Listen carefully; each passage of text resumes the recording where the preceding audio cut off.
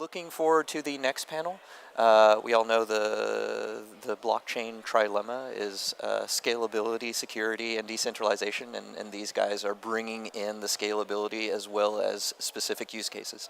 Good afternoon, everyone, guys. Yes, this is a very hot and important topic for Cardano in particular in the recent times. Is layer 2, right? Is scalability, but also something else. And all important things that we need in a correct blockchain environment, right? So I'm Matteo Coppola. I'm the CEO of Fluid Tokens and also Finest, the tokenization platform. And I say a round of introductions is needed here. Let's start with Phil. Yep, I'm Philip DeSaro, CEO and founder of Anastasia Labs. We're building Midgard, an optimistic rollup on Cardano. I'm Vladimir Sinyakov, founder and CTO of ZK Fold. We are building ZK rollups on Cardano and a bunch of side projects as well. I am Gauthier Lamotte, and I am the CEO and founder of Sky Protocol, and we're building data availability engines on Cardano and other pieces of tech that are related to it. Perfect. So we have different types of layer 2s, all based on Cardano with different objectives as well, right? Let's start with the first philosophical question that is probably the most important is why we need layer 2s? Why we need these layer 2s, for example, okay? So let's start in the same order so we can see the different point of views here. Yeah, so the trilemma is sort of a known problem in blockchain. And recently there's some discussion about, it's been solved, et cetera. But the truth is, if you look at any given metric of the trilemma, scalability, security, decentralization, there's no single chain that excels in all three, right? There's no canonical best blockchain, right? You look at something like Solana, it has high throughput, but the validator requirements are extremely high. To run a validator on Solana, you can't use consumer hardware. You can't use a gaming PC. You have to use a machine bought specifically, it costs over 13K to have this sort of parallelization and high compute. And as a result, on the decentralization end, they're not so much concerned about that. And on the scalability end, they get a really good deal, right? They have extremely high throughput. And if you look at similar blockchains with high throughput or a throughput in the range of Solana, you'll see that every single time, without fail, the validator requirements cannot be run on consumer hardware. Right, Cardano, on the other hand, has decided to take the other end of the trilemma approach. They focused on security and decentralization, and you can run nodes on your normal average computer, not even a gaming PC, with very low requirements in a PC that costs under $1,000, right? But because of this trilemma, right, there's been no single blockchain that supports to the best of its ability every single application, right? Certain applications, you need high throughput and you care less about decentralization. If you're looking at something like supply chain tracking, right? Where in the US, this is a huge problem space and one of the places that blockchain excels and historically has had a product market fit. You look at drug tracking in the US across prescription drug providers like CVS, right? One big problem they have is managing the supply of these drugs and making sure that nothing is skimmed from them. So when CVS transports prescription drugs like Adderall around the US, they have a big problem of either pills going missing, supply either becoming stale or unknown due to the duration of travel and things like this.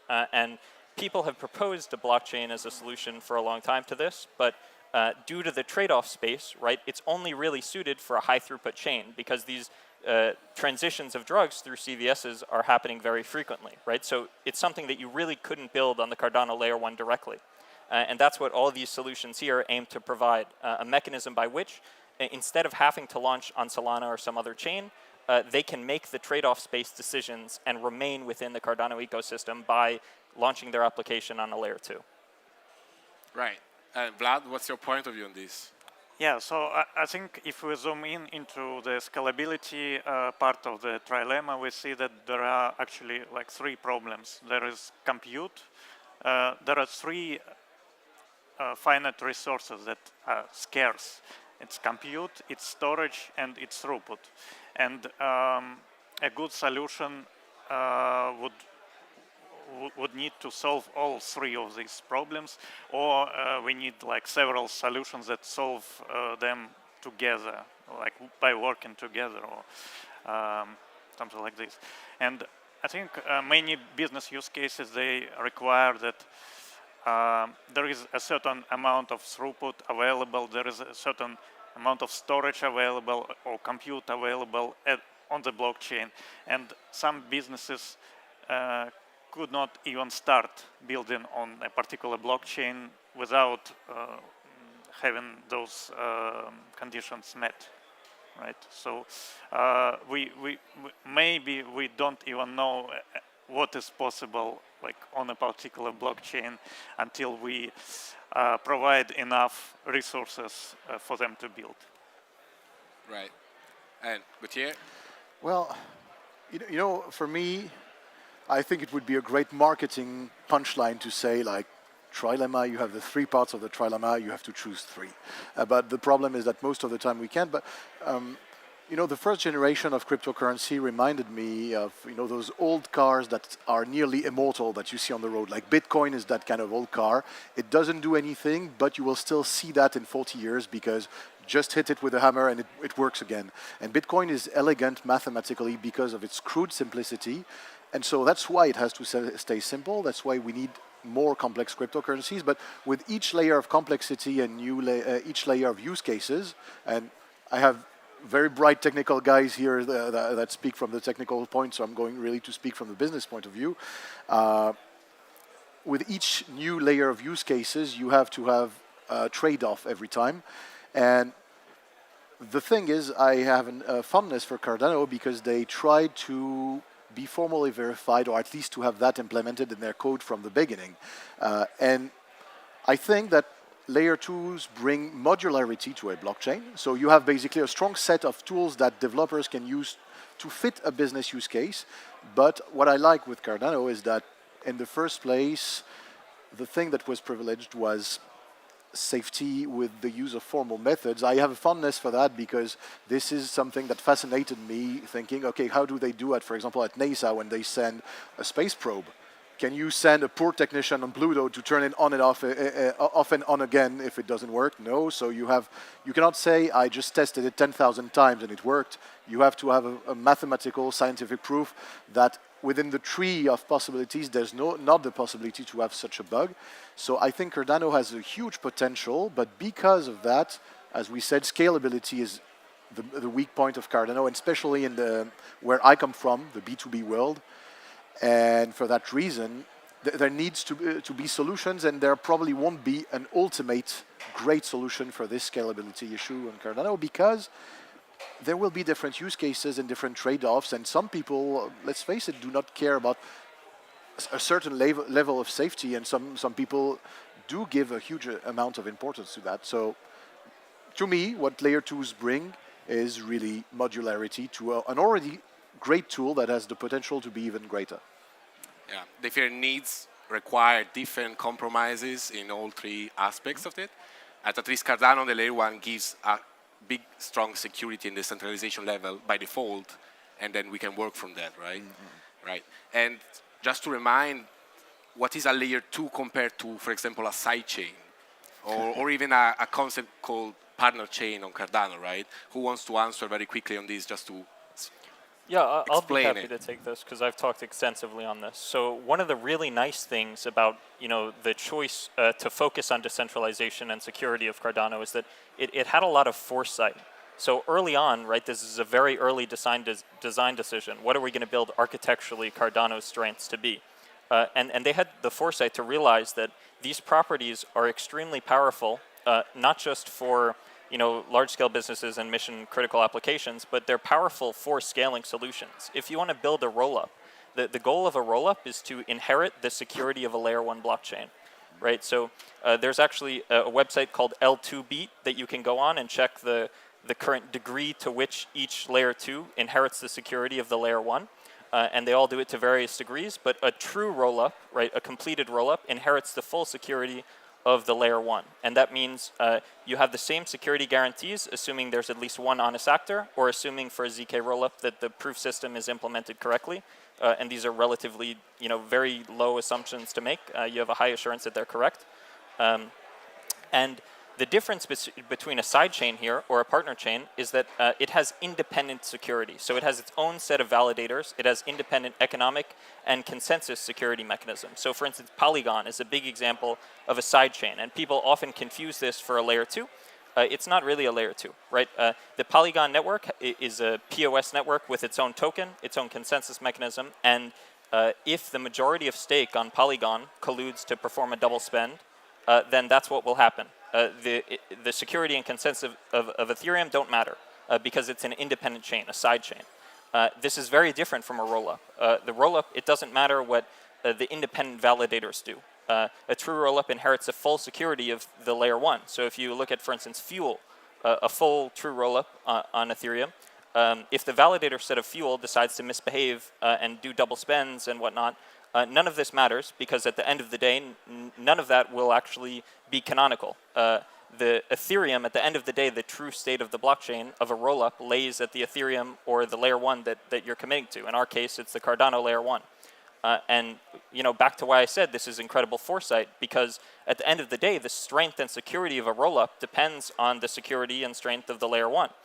So we're not so much concerned about the throughput of the layer 1. You interact on this layer 2, you get extreme throughput, and you get the full security of the Cardano layer 1, which is a really great design decision. Absolutely, yeah. Definitely a good property that Cardano has that allows us for, I say almost for the very first time, to do this kind of good compromise to have the throughput that feels like Web 2 almost, right? It's very quick. And regarding the layer 2s, there are different type of layer 2s, right? Me and Phil are working on an optimistic rollup called Midgard. Vlad is working on a ZK rollup. And there is then data availability layers which provide the settlement, where we register basically the history of those layers, right? And also the state channels, for example, Hydra or Hydrozoa that Phil is also working on. Maybe, Vlad, you can quickly do an explanation between, for example, an optimistic rollup and a ZK, so the main difference, and then we go to the data availability layer with here. Yeah, sure. So I think the key difference between optimistic and ZK rollup is that with ZK rollup, we are trying to have the same settlement time as a layer 1 blockchain, the mainnet, right? So we're trying to, at least the goal to post a ZK rollup transaction every Cardano block, and that way we'll have like the same settlement time. And the smart contract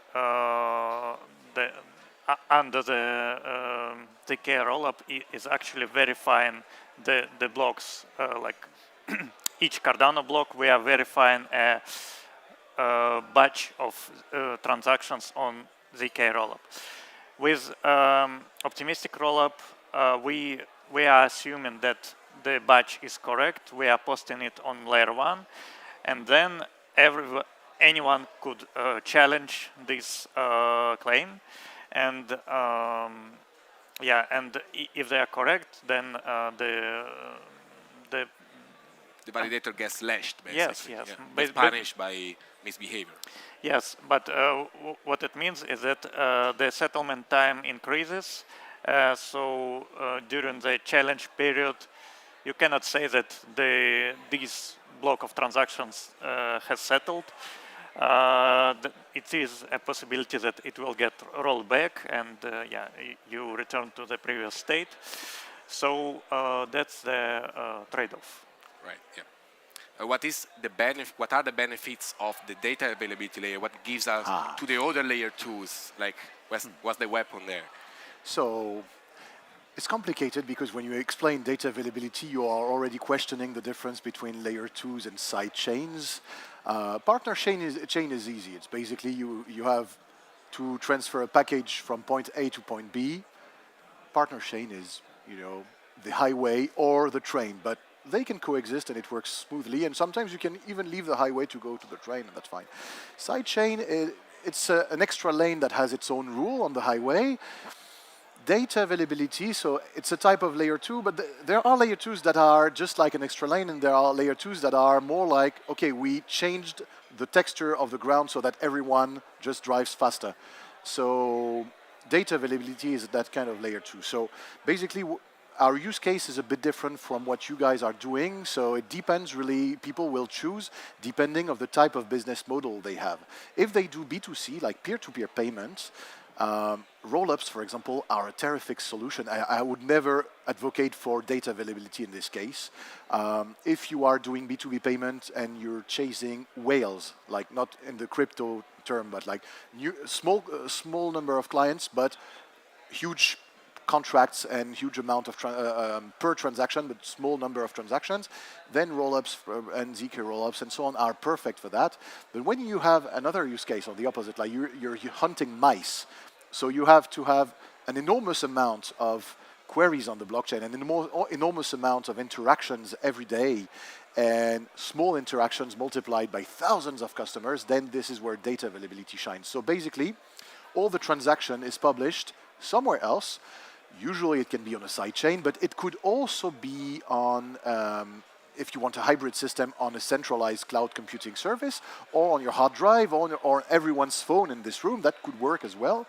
And the thing is that the transaction data or the interaction data is always available. Typical use case, well, we have great people just down the hall who are doing decentralized storage. Let's imagine their end users, they have to access their decentralized equivalent of Google Drive, and they have to access it like, I don't know, 10, 15, 20 times a day. Multiply that by thousands of customers, and usually that's where scalability is really going to be an issue. So data availability is going to keep that data accurate and not summed up just like a rollup would do. So the whole data is accurate, but it's not bloating the main chain, it's not overloading it. So you keep the scalability, but if somebody wants to make sure that things are clear, you have that data available, and that's why I think data availability is probably going to be more used by people who are in the business intelligence field, or maybe by all the companies that need to query a database in real time and that would benefit from decentralization. Like you want to have data with no lag between the time the data was produced and the time you consult it, and you want to have like very sure data. You don't want it to be tampered. You said something about pharmaceuticals and delivery of pharmaceuticals. That's exactly the use case. And in this case, you need to query the blockchain maybe minute after minute. Like sometimes you will do it 1,000 times per minute, and data availability here will shine. Everyone who's going to do quality control will see, oh, actually we can access that data, and okay, it's still accurate.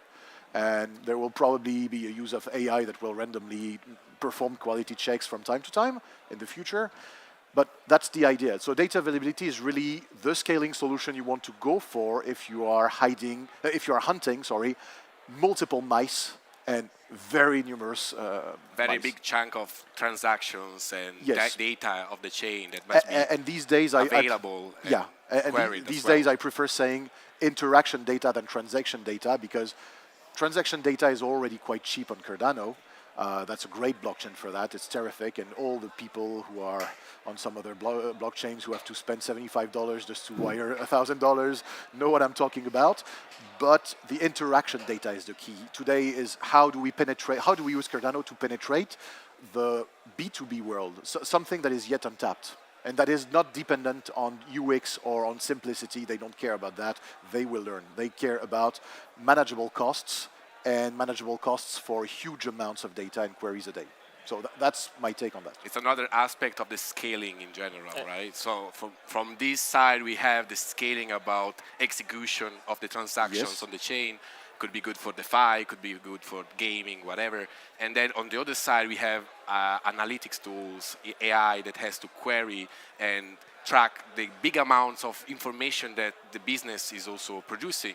Storage. And to Exactly, storage, have it somewhere that you Yeah. can trust, etc. So And I do think we won't become mainstream more than what we are at the moment if we don't penetrate the B2B world, because this is the most underutilized resource, and Cardano, because of its perfect auditability and its core philosophy of formal proofs, is already the one that I would recommend for that.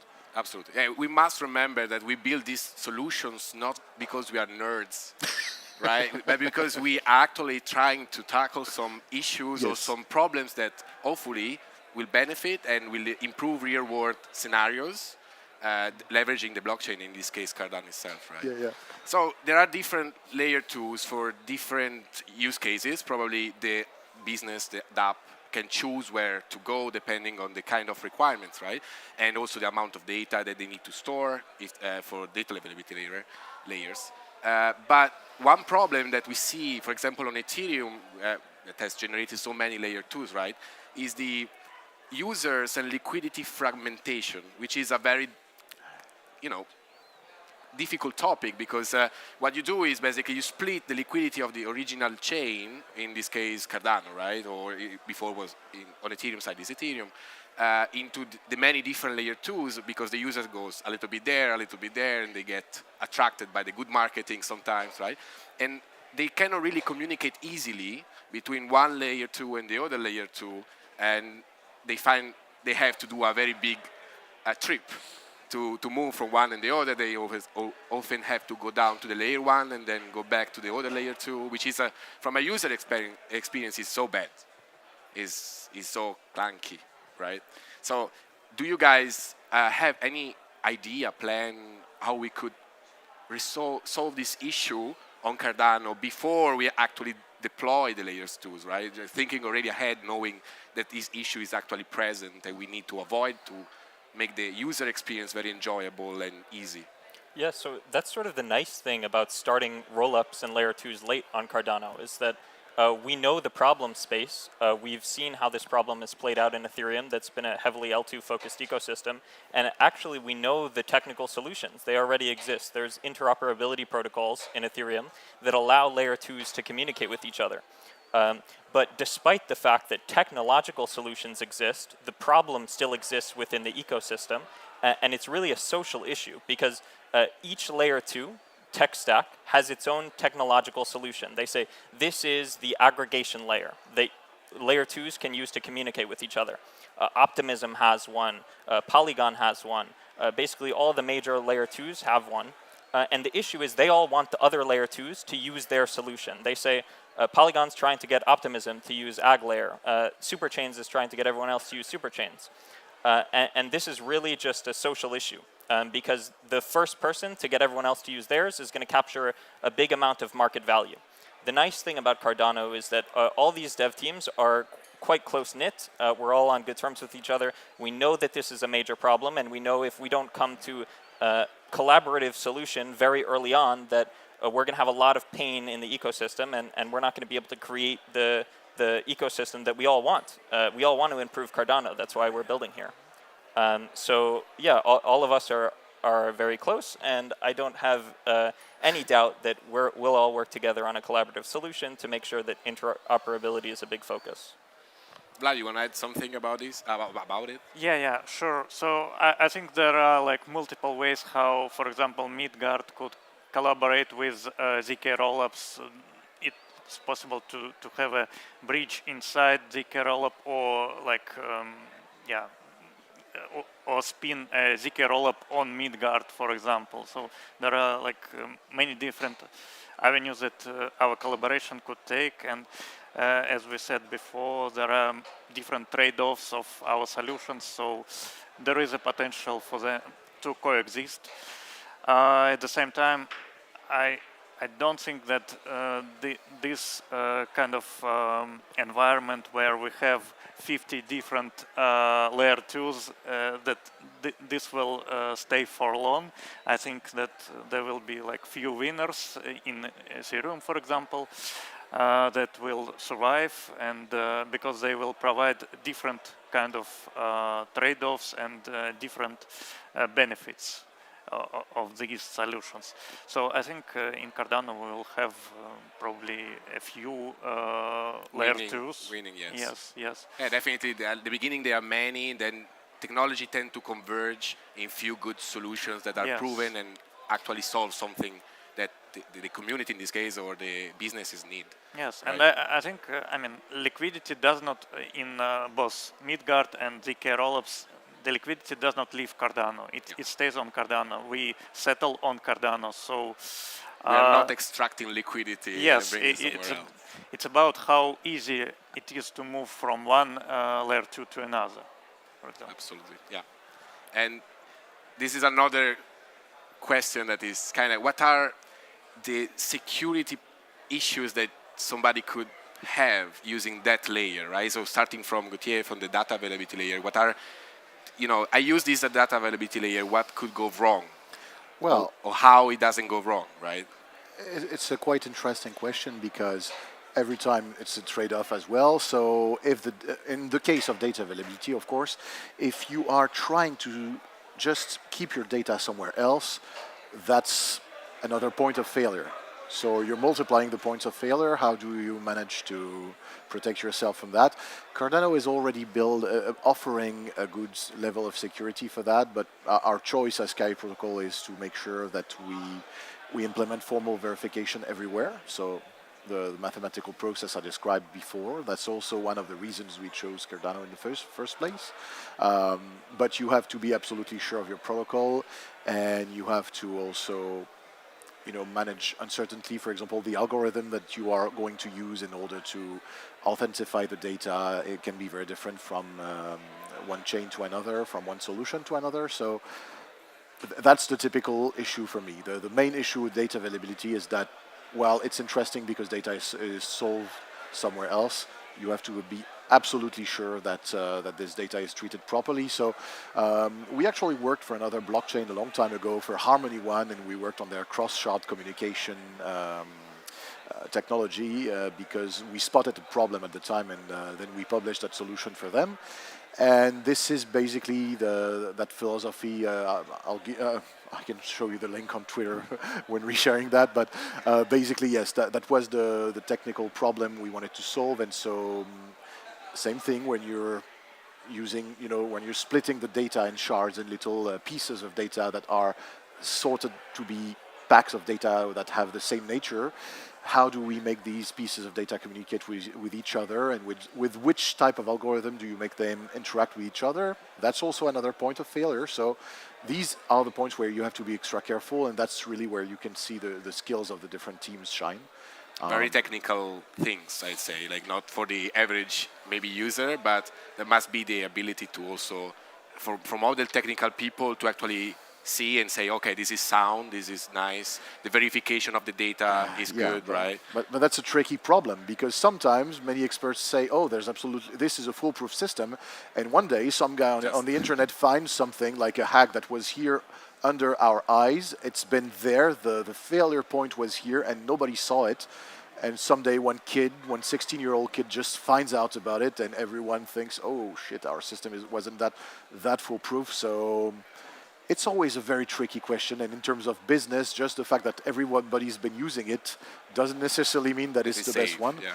And you guys spoke about the fact that the ecosystem always shrinks over time because there's a winner-takes-all effect, but that's the same thing in many things. There's a winner-takes-all effect in books. Like 10% of the books are using 90% having 90% of the readers, and it could be the same thing on Tinder, sadly, and it's also the same thing for these solutions, and they're not necessarily the best ones. So it's a very tricky question. Then having a small community of developers who are challenging each other on good terms is, I think, something very healthy.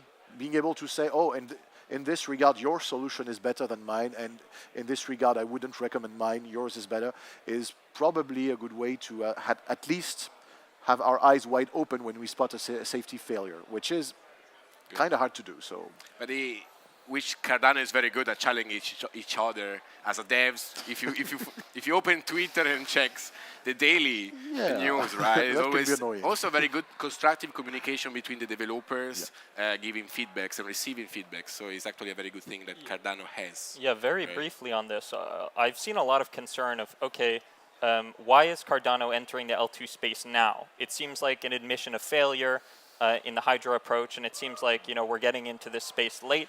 And we're just following in Ethereum's footsteps. And actually, I want to clarify, this is not the case at all.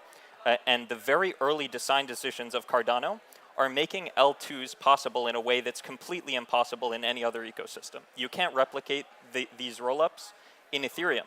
And the reason behind this is, if you look at what Vitalik's saying and what the thought leaders in Ethereum are saying recently, is account-based systems are not suited for ZK proofs, right? You have to do a lot of work, a huge amount of overhead to get these systems to work in account-based global systems, like Ethereum, like Solana. But UTXO-based systems are, and that's why all of a sudden, Vitalik and the thought leaders are pitching Plasma and UTXO-based solutions for ZK work in those ecosystems.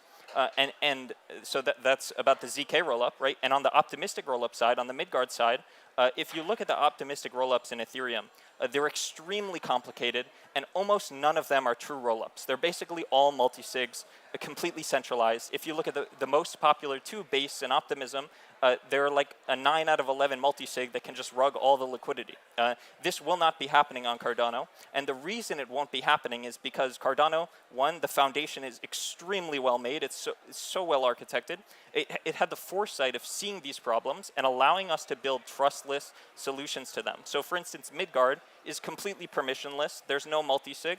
At the end of the day, how fraud proofs work, because it's local state, because of UTXO, which was a very early design decision, it will function in a way that it does not exist in Ethereum. It cannot exist in account-based systems. Fraud proofs are one transaction. You prove fraud, that's it. In the Ethereum world, it can cost thousands of dollars to conduct an on-chain fraud proof. Basically, no one has the technical capability to do it. If you look at the end of the day, there's like 5 or 6 validators, and the whole security of these layer 2s are dependent on those actors being honest. On Cardano, in both the case of Midgard and this ZK rollup, you're going to see security and trustlessness in a way that does not exist anywhere else. It is a new generation of layer 2s, truly, and I'm extremely excited for it. Yeah, just to add quickly, so yes, our ZK rollup solution will be also permissionless as Phil's is, and to touch on the Phil's point, like I think there are like 2 components to. There are basically 2 costs associated with running ZK infrastructure. So one is that you basically you have transaction fees on layer 1, and as Phil said, because of UTXO model, this works very well. Like decentralized sequencing works very well on Cardano, because if you are not lucky with your batch of transactions, then you don't pay any transaction fees for this batch. Of course, you still spend resources by computing the proof for this batch if it's not accepted. But at least what we are doing is we are trying to Off-chain resources. Yeah, basically off-chain resources. What we are trying to do, we are trying to split these resources between the users. So the users compute the proofs of their transactions themselves, and then we have like a sequencer and aggregation server that just aggregates these transactions. And the goal is to minimize the compute that happens on this aggregation server, so that the cost on free infrastructure is very low, much lower than on Ethereum. And this is how we could make it permissionless and fully decentralized. Yeah, at the end of the day, if you go on your phone right now and look up L2b, you'll see all the layer 2s on Ethereum, and you'll see none of them are complete. There's no general smart contract layer 2 that's an actual rollup. And an actual rollup means it inherits the full security of the layer 1. Right, there's not a single one out of the 200 rollups that inherit the full security of Ethereum. On Cardano, at launch, we're going to have rollups that inherit the full security of Cardano. That means trustless sequencing. That means trustless proof systems, that client-side proofs. You're not trusting a third-party vendor to construct a proof for you and just believing it. That means in the case of Midgard, anyone, permissionless fraud proofs. There's not a set of validators that you have to join to conduct fraud proofs. There's not a multi-sig that can rug all your funds at any moment. And I think this is a huge, unique value proposition that we're going to bring to the blockchain space as a whole. Right? It's a first of its kind, true roll-ups. It's very subtle, but it's so important. Vitalik recently posted a proposal on how to classify the Ethereum layer 2s based on the level of actual decentralization, permissionless, etc. Right? So it's such a hot topic also for them on the Ethereum space, and it's very nice to see that Cardano put all the effort in the years, right, to build a foundation layer that allows a very efficient and transparent way to actually have scalable layers and additional layers like data availability as well. I think the last question that probably a lot of people have asked on Twitter when I say that we were going to do this panel is, of course, the timeline. When are we going out with this layer 2? So starting from Gauthier, do you have Oh yes, of a course. range of time? So in 2032, you should be able to. No. So our testnet at Sky Protocol should be available at the end of 2024, early 2025. So December or January, depending on the tests we're doing. Then we're going to have our node operators, and we're going to release our mainnet roughly in April or May. That's the main idea, and then. Our main goal is to start, first of all, on Cardano, to start implementing that tech and to make it compatible with everyone's tech. So that's pretty cool. Cardano is the only blockchain I work on where I have the pleasure to talk with co-founders and tell them, okay, can you please enlighten me about your tech so that I can make my tech compatible with yours, so that actually our end users don't have to make us compete. They have to use both if they want to. They have to be able to do that. So that's going to take a lot of tinkering, but that's going to be through 2025, and that'll work already at mid-2025. It's just going to improve itself thanks to the community. And then if everything goes smoothly, my goal for 2026 is really to focus on giving use cases outside of the Cardano ecosystem, outside of the world of cryptocurrencies. First step is really to help all the DEXs, all the deep-in companies, all the decentralized apps to scale, helping them reduce their interaction fees and their transaction fees and so on. But then we need to conquer the B2B world, and there are already people that are very interested in that. It's a no-brainer for them because they know they can save a lot of money. If you have to convince a business that your solution is really solving a problem for them, you're probably not knocking at the right door. It's unless you have billions of dollars to do social engineering and actually convince them, it means you're knocking at the wrong door. And there are already many doors of to knock on, and people who are really interested in what we do here, and showing them what Cardano can do, and showing them how much money we can make them save, and how much of a hassle we can spare them because of these layer 2s helping people, is really what I would like to see on the Cardano ecosystem starting 2026. Like something that works next year, and something that really conquers the whole corporate enterprise ecosystem. Maybe for the B2C world, but it's already a great product for B2C. So less than 1 year for the mainnet, and then the next year for actually working on the onboarding. Then very nice. Vlad? Yes, for us, it's we are targeting Q1 of 2025 for the testnet, and then we'll see how it goes. And there will be a lot of work past this point to make it easier to build on our ZK rollup solution, because it will have its own smart contract system, but we will try to make it compatible with Cardano mainnet. So so it's probably will continue towards Q2, Q3, something like this. Same, more or less same range, right? Yes. Phil, what about our Midgard here? Yeah, we're looking at 6 months to MVP, which will be on testnet, and then shortly after, 1 or 2 months after, we should expect a mainnet release, assuming that nothing major is found in an audit and that everything goes all right on testnet. So I'm very hopeful for this timeline. Yeah, Phil is basically saying 6 months if you rush me writing the smart contract quicker. Yes. No, but this is very close, actually. The timelines are very aligned, and they are not in years, in a few months, actually. So it's pretty impressive, and we are very well set to launch it. And another cool thing of Midgard is that is isomorphic with the layer 1, right? So the dApps can actually deploy immediately on the layer 2. So they don't have to, they need the time to rebuild actually the dApp, but they can use it since day 1, and then they can go more efficient, different routes as well for the ZK rollups, and start using data availability layers to support the amounts of data as well, right? So I think we are done. Everything was very clear, I think. I hope you guys enjoyed, gave some good information about the layer 2s and why it's cool to do it on Cardano. So thank you, everyone. Thank you, guys. A round of applause, guys. Thank you very much. And we finished on time. Perfect.